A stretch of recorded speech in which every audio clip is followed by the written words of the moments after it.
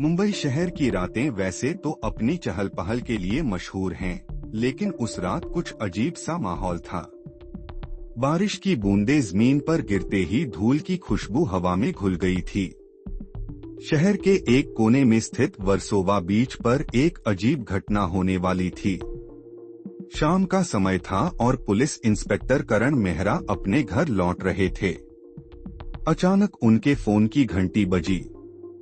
दूसरी तरफ एसआई अर्जुन का कॉल था।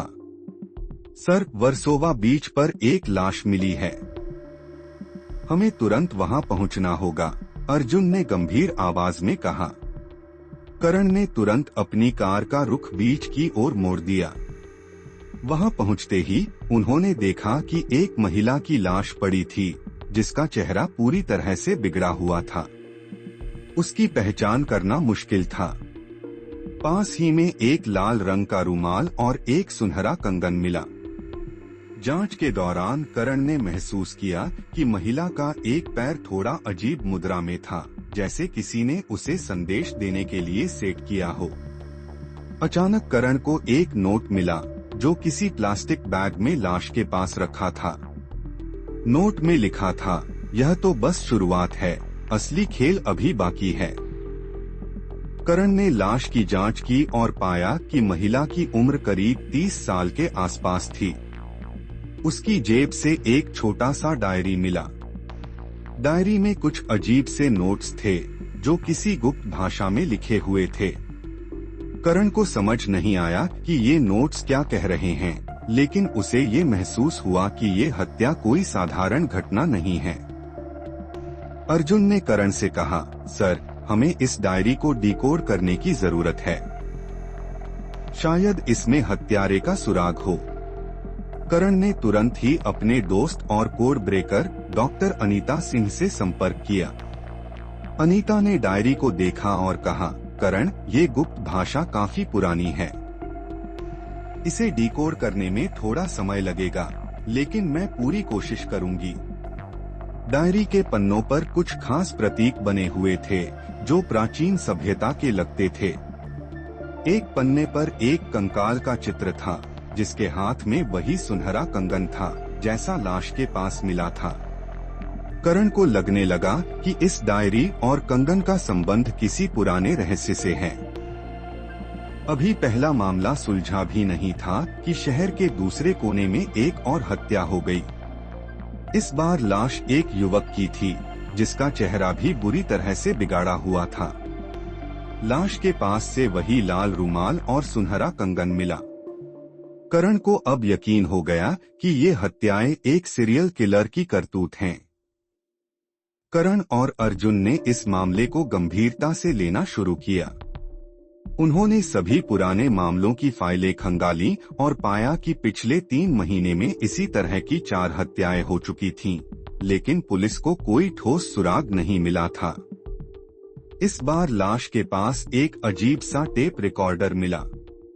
टेप को चलाने पर उसमें एक महिला की चीख और एक आदमी की हंसी सुनाई दी।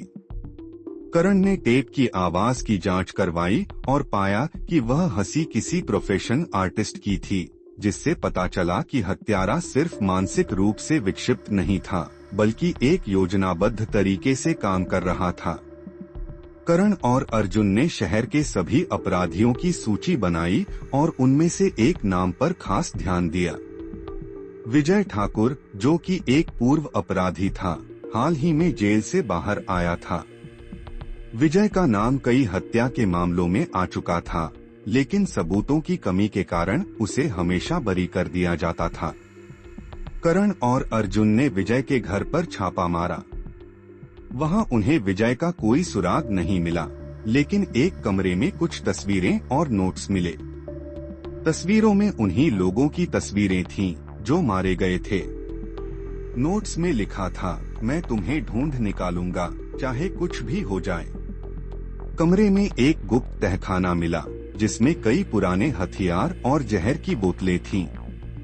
करण ने जब तहखाने की गहराई में जाकर देखा, तो उसे वहां कुछ पुराने अखबारों की कतरनें मिली, जिनमें विजय के परिवार की हत्या के मामले की खबरें थीं। विजय ने बदला लेने की ठान ली थी और ये हत्याएं उसी का परिणाम थीं। डॉक्टर अनीता ने करण को फोन किया और बताया कि डायरी के नोट्स डिकोड हो गए हैं।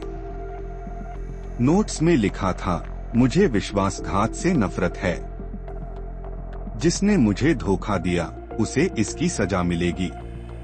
करण ने ये नोट्स विजय के नोट्स से मिलाए और पाया कि ये दोनों मिलते जुलते थे। करण ने अंदाजा लगाया कि विजय उन लोगों को मार रहा है जिन्होंने उसे धोखा दिया था। करण ने विजय का पीछा करना शुरू किया और आखिरकार उसे एक पुराने गोदाम में पकड़ लिया। विजय ने स्वीकार किया कि उसने ही सभी हत्याएं की थीं। उसने बताया कि उन सभी ने उसे किसी न किसी तरह से धोखा दिया था और वह अपने तरीके से न्याय कर रहा था। गोदाम में करण ने विजय के एक पुराने साथी राजेश को बेहोश पाया। राजेश ने होश में आते ही खुलासा किया कि विजय एक गुप्त समाज का सदस्य था जो धोखेबाजों को सजा देता था। करण को अब समझ आ गया कि विजय अकेला नहीं था, बल्कि उस समाज के और भी सदस्य हो सकते थे। विजय को गिरफ्तार कर लिया गया और अदालत में पेश किया गया। सबूतों के आधार पर उसे उम्र कैद की सजा सुनाई गई। करण और अर्जुन ने राहत की सांस ली, लेकिन वे जानते थे कि ऐसे अपराधों की जड़ें बहुत गहरी होती हैं। उन्हें हमेशा सतर्क रहना होगा।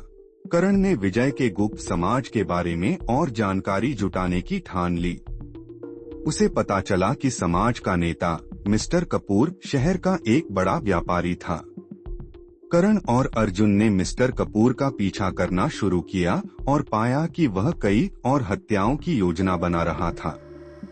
करण और अर्जुन ने मिस्टर कपूर को रंगे हाथों पकड़ लिया और उसके समाज के कई अन्य सदस्यों को भी गिरफ्तार किया।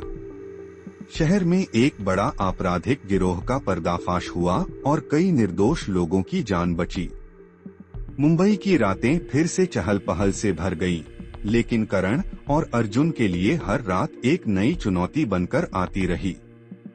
उन्होंने कसम खाई कि वे हर अपराधी को उसके अंजाम तक पहुंचाएंगे और शहर को सुरक्षित बनाएंगे।